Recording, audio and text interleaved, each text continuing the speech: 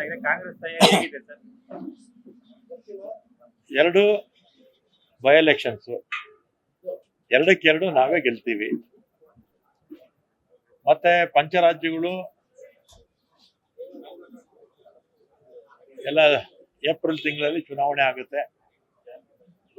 ನಮಗೆ ತಮಿಳುನಾಡು ಮತ್ತೆ ಅಸ್ಸಾಮು ಕೂಡ ಚಾನ್ಸಸ್ ಚೆನ್ನಾಗಿದೆ. ಮತ್ತೆ ಅಲ್ಲಿ TMC ಸಹಜವಾಗಿ ಅಲ್ಲಿರುತ್ತೆ. ಇನ್ನು ಪಾಂಡಿಚೇರಿ ಇದೆಲ್ಲ ನೋಡೋಣ. ಅಲ್ಲಿ ಮೋದಿಯವರ ಅಲೆ, ವಿರೋಧಿ ಅಲೆ, ಮೋದಿಯವರ ವಿರೋಧಿ ಅಲೆ ಈ ಸಲ NDA ಕೂಟಕ್ಕೆ ಅನುಕೂಲ ಆಗುತ್ತೆ. ಯಾಕಂದ್ರೆ ಮೋದಿಯವರು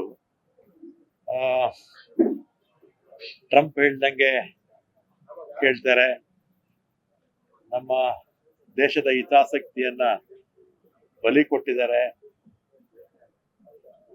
ಮತ್ತೆ ಎಫ್ಸ್ಟೈನ್ ಫೈಲ್ಸು ಈ ತರ ನಾನಾ ಕಾರಣಗಳಿಂದ ಏನ್ ಮೋದಿ ಅವರ ಪಾಪ್ಯುಲಾರಿಟಿ ಇತ್ತು ಬಹಳ ಕೆಳಕ್ಕೆ ಬಂದ್ಬಿಟ್ಟಿದೆ.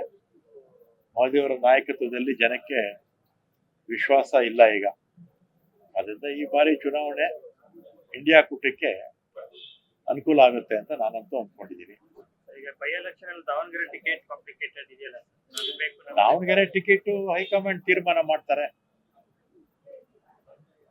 ಗ್ಯಾಸ್ ಸಿಲಿಂಡರ್ ವಿಚಾರಕ್ಕೆ ಬಂದಾಗ ಹೋಟೆಲ್ ಮಾಲೀಕರೆಲ್ಲರೂ ಕೂಡ ಬೆಲೆ ಜಾಸ್ತಿ ಮಾಡ್ತಾ ಇದ್ದಾರೆ. ಆಟೋದವ್ರು ನಾವು ಯಾಕೆ ಇರುವಂತ ದರದಲ್ಲೇ ಆಟೋ ಓಡಿಸ್ಬೇಕು ಅಂತ ಆಕ್ರೋಶವನ್ನು, ಗ್ಯಾಸ್ ರೇಟ್ ಜಾಸ್ತಿ ಆಗಿದೆ. ಅವರು ಕೊಡ್ಲಿ, ರೆಪ್ರೆಸೆಂಟೇಷನ್ ಕೊಡ್ಲಿ. ಜಿಲ್ಲಾಧಿಕಾರಿಗಳು ಆಯಾ ಜಿಲ್ಲೆಯಲ್ಲಿ ಜಿಲ್ಲಾಧಿಕಾರಿಗಳು ಆಟೋ, ಟ್ಯಾಕ್ಸಿ ಇದೆಲ್ಲ ರೇಟ್ ಫಿಕ್ಸ್ ಮಾಡೋದಕ್ಕೆ ಅವ್ರಿಗೆ ಅಧಿಕಾರ ಇರುತ್ತೆ. ಅವರು ಒಂದು ರೆಪ್ರೆಸೆಂಟೇಷನ್ ಕೊಟ್ರೆ ಪರಿಶೀಲಿಸ್ತಾರೆ. ಯುದ್ಧ ಮುಗ್ದೋಗ್ಬಿಟ್ರೆ ಈ ಸಮಸ್ಯೆ ಇರೋದಿಲ್ಲ. ಯುದ್ಧ ಮುಗಿದೇ ಇದ್ರೆ ಸಹಜವಾಗಿ ಪಾಪ ಅವ್ರಿಗೂ ಕೂಡ ತೊಂದರೆ ಆಗುತ್ತಲ್ಲ. ರೆಪ್ರೆಸೆಂಟ್ ಮಾಡ್ಕೊಳ್ಳಿ ಅವರು. ಸರ್ ಹಾಗೆ ಇದು CM ಔತಣ ಕೂಟ ಇದೆ ಸರ್, 5 ಸಚಿವರು ಇವತ್ತಿದೆ. ಸಾಯಂಕಾಲ 8 ಗಂಟೆ ಕರೆದಿದ್ದಾರೆ ಮುಖ್ಯಮಂತ್ರಿಗಳು. ನನಗ್ ಕರೆದಿದ್ದಾರೆ, ಎಷ್ಟು ಜನ ಕರೆದಿದ್ದಾರೆ ಗೊತ್ತಿಲ್ಲ. 16 ಜನ ಕರೆದಿದ್ದಾರಂತ ಸರ್. 5 ಸಚಿವರಿಗೆ ಮಾತ್ರ ಯಾಕೆ ಸರ್ ಡಿನ್ನರ್ ಇಲ್ಲ, ಮೊದ್ಲು ಇವತ್ತೇ ಅಲ್ಲ, ಮೊದ್ಲಿಂದ ಕೂಡ ಸೀನಿಯರ್ಸ್ ಅಂತ ಇರ್ತಾರಲ್ಲ ಅವ್ರು ಕರೆದು ಅವಾಗ 5 ತಿಂಗಳಿಗೆ 6 ತಿಂಗಳಿಗೆ ಒಂದ್ಸಲಿ ಈಗ ಅಸೆಂಬ್ಲಿ ನಡೀತಾ ಇದೆ. ವಿಪಕ್ಷದವರು ಏನೇನು ಇಲ್ಲಿ ಕಾರ್ಯತಂತ್ರ ರೂಪಿಸೋದಕ್ಕೆ ನಾವು ಕೂಡ ಮಾಡ್ಬೇಕಲ್ಲ. ಮತ್ತೆ ರಾಜ್ಯದ ರಾಜಕಾರಣದ ಬಗ್ಗೆ, ಮತ್ತೆ ಒಳ ಮೀಸಲಾತಿ ಬಗ್ಗೆ, ಮತ್ತೆ ಇನ್ನೇನಾದ್ರೂ ವಿಚಾರ ಹೇಳಿದ್ರೆ ಮುಖ್ಯಮಂತ್ರಿಗಳು. ಕಾರ್ಯತಂತ್ರ ಬರೀ ರಾಜ್ಯ ರಾಜಕಾರಣದ ಸರ್, ಮತ್ತೆ ಪಂಚರಾಜ್ಯಗಳ ಚುನಾವಣೆ ಪಂಚರಾಜ್ಯಕ್ಕೆ ಸಂಬಂಧ ಇಲ್ಲ.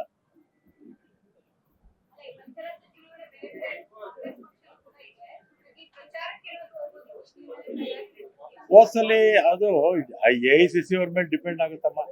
ನನಗೆ ಲಾಸ್ಟ್ ಟೈಮ್ ಟ್ರಿವಾಂಡ್ರಮ್ಗೆ ಹಾಕಿದ್ರು. ಟ್ರಿವಾಂಡ್ರಮ್ ಅಲ್ಲಿ ಹೋದ್ಸಲಿ ಟ್ರಿವಾಂಡ್ರಮ್ ಸಿಟಿಗೆ ಹಾಕಿದ್ರು. ಆ ರೀತಿ ಹಾಕ್ಬೋದು. ಮತ್ತೆ ನಾವು CM, DCM ಎಲ್ಲ ಹೊಸೂರು, ಡೆಗ್ನಿಕೋಟೆ, ತಳಿ ಎಲ್ಲ ಹೋಗಿದ್ವಿ. ಹೋದ್ಸಲಿ ನಾವೆಲ್ಲ ಕೂಡ ಹೋಗಿದ್ವಿ. ಹಾಕ್ತಾರೆ ಎಲ್ಲರಿಗೂ, ಬೇರೆ ಬೇರೆ ರಾಜ್ಯಗಳಿಗೆ. ಸ್ವಲ್ಪ ಹಿಂದಿ ಎಲ್ಲ ಚೆನ್ನಾಗಿ ಮಾತಾಡೋದ್ರವ್ರಿಗೆ, ಈ ಕಡೆ ತಮಿಳು ಮಾತಾಡೋರ್ಗೆ ನೋಡ್ಕೊಂಡು ಹಾಕ್ತಾರೆ. GBA ಎಲೆಕ್ಷನ್ ಎಲೆಕ್ಷನ್ ಹೇಳ್ಬಿಟ್ಟಿದಾರಲ್ಲ, FPCA ಮಾಡೇ ಮಾಡ್ತೀನಿ ಎಲೆಕ್ಷನ್ ಅಂತ. ಆದಷ್ಟು ಬೇಗ GBA ಚುನಾವಣೆ ಆಗ್ಬೇಕು. ವಾರ್ಡ್ ವಿಂಗಡಣೆ ನಿಮ್ ಇಷ್ಟ ಬಂದಂಗೆ ಮಾಡ್ಕೊಂಡಿದೀರಿ ಅಂತ BJP ಈಗ ವಾರ್ಡ್ ವಿಂಗಡಣೆ ಆಗಿದೆ. ಅಬ್ಜೆಕ್ಷನ್ ಹಾಕೋದಕ್ಕೆ ಅವ್ರಿಗೂ ಕೂಡ ಕಾಲಾವಕಾಶ ಕೊಟ್ಟಿದ್ವಿ ಅಲ್ವಾ. ಅವರು ವಾರ್ಡ್ ವಿಂಗಡಣೆ ಮಾಡಿದಾಗ ನಾವು ಕೂಡ ಅವ್ರ ಮೇಲೆ ಇದೇ ರೀತಿ ಅಲಿಗೇಷನ್ ಮಾಡಿದ್ವಿ. ಮತ್ತೆ ಅವರೇನು ಹೇಳ್ತಾರೆ, ಅವ್ರ ಹಿಂದೆ ಅಧಿಕಾರದಲ್ಲಿದ್ದಾಗ ಏನ್ ಮಾಡಿದ್ರು ಅನ್ನೋದು ಅವರು ಕೂಡ ಯೋಚನೆ ಮಾಡ್ಲಿ ಸ್ವಲ್ಪ. ನಾವು ಇರೋದ್ರಲ್ಲಿ ಕರೆಕ್ಟ್ ಆಗಿ ಮಾಡಿದೀವಿ ಅಂತ ನನ್ನ ಅಭಿಪ್ರಾಯ.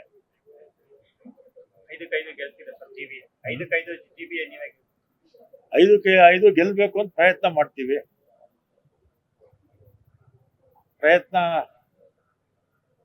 ಆಮೇಲೆ ಜನ ಏನ್ ತೀರ್ಮಾನ ಮಾಡ್ತಾರೋ ನೋಡ್ಬೇಕು. ಆಮೇಲೆ ಜನ ಯೋಚನೆ ಮಾಡಿ ಮತ ಹಾಕಿದ್ರೆ ಕಾಂಗ್ರೆಸ್ ಪಕ್ಷ ಬೆಂಗಳೂರು ನಗರಕ್ಕೆ ವಿಶೇಷವಾಗಿ ಕಾವೇರಿಯ ಮೊದಲನೇ ಹಂತದಿಂದ ಹಿಡಿದು ಒಂದೇ ಒಂದು ಬಿಟ್ರೆ ಒಂದು ಹಂತ, ಈಗೇನು 4th ಸ್ಟೇಜ್ ಅಲ್ಲಿ 4ನೇ ಹಂತ ನಡೀತಾ ಇದೆ, ಒಂದು ಬಿಟ್ರೆ ಉಳಿದಿರ್ತಕ್ಕಂಥದ್ದು ಎಲ್ಲ ಕೂಡ ಕಾಂಗ್ರೆಸ್ ಪಕ್ಷನೇ ತಂದಿರೋದು.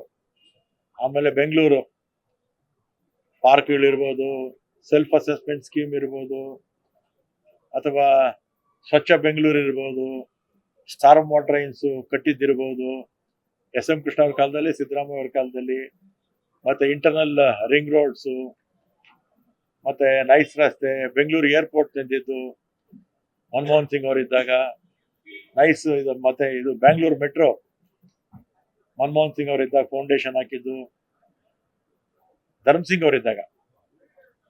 ಇದೆಲ್ಲ ಕೂಡ ಕಾಂಗ್ರೆಸ್ ಪಕ್ಷನೇ ಕಾರಣ. ಆಮೇಲೆ ಬೆಂಗಳೂರು ಸುತ್ತಲೂ 7 TMCಗಳಿತ್ತು. 7 TMC, 7 CMC, 2 TMC. ಅದಕ್ಕೆಲ್ಲ ಕುಡಿಯೋ ನೀರು ಕೊಟ್ಟಿದ್ದು, ಸ್ಯಾನಿಟರಿ ಕೊಟ್ಟಿದ್ದು, ಮತ್ತೆ ಅಲ್ಲಿ ಅಭಿವೃದ್ಧಿ ಆಗಿ ಮಾಡಿದ್ದು. ಮತ್ತೆ ಅದಾದ್ಮೇಲೆ ನೂರಹಳ್ಳಿ ಬಿಜೆಪಿಯವರು JDS ಸಮ್ಮಿಶ್ರ ಸರ್ಕಾರ ಇದ್ದಾಗ ಸೇರಿಸ್ಬಿಟ್ಟು ಹೋಗ್ಬಿಟ್ರು. ಹಳ್ಳಿಗಳು ಸೇರಿಸಿದ್ರೆ ಅಷ್ಟೇ, ಅಭಿವೃದ್ಧಿ ಮಾಡಲಿಲ್ಲ. ಆಮೇಲೆ ನಾವು ಆ ಎಲ್ಲ 100 ಹಳ್ಳಿಗಳಿಗೆ ಕುಡಿಯೋ ನೀರು, ಸ್ಯಾನಿಟರಿ, ರಸ್ತೆಗಳ ಅಭಿವೃದ್ಧಿ ಎಲ್ಲ ಕಡೆ ನಾವೇ ಮಾಡಿದ್ದು. ಆಮೇಲೆ STPಗಳು ಬೆಂಗಳೂರಿಂದ ಆಚೆ ಹೋಗುತ್ತಲ್ಲ ಗಲೀಜ್ ನೀರು, ಅದಕ್ಕೆಲ್ಲ STPಗಳು ಮಾಡಿ ಅದನ್ನ ಕೆಲವು 2-3 ಜಿಲ್ಲೆಗೂ ಕೂಡ ಕಳಿಸ್ತಾ ಇದ್ದೀವಿ. ಶುದ್ಧೀಕರಣ ಘಟಕಗಳು STPs.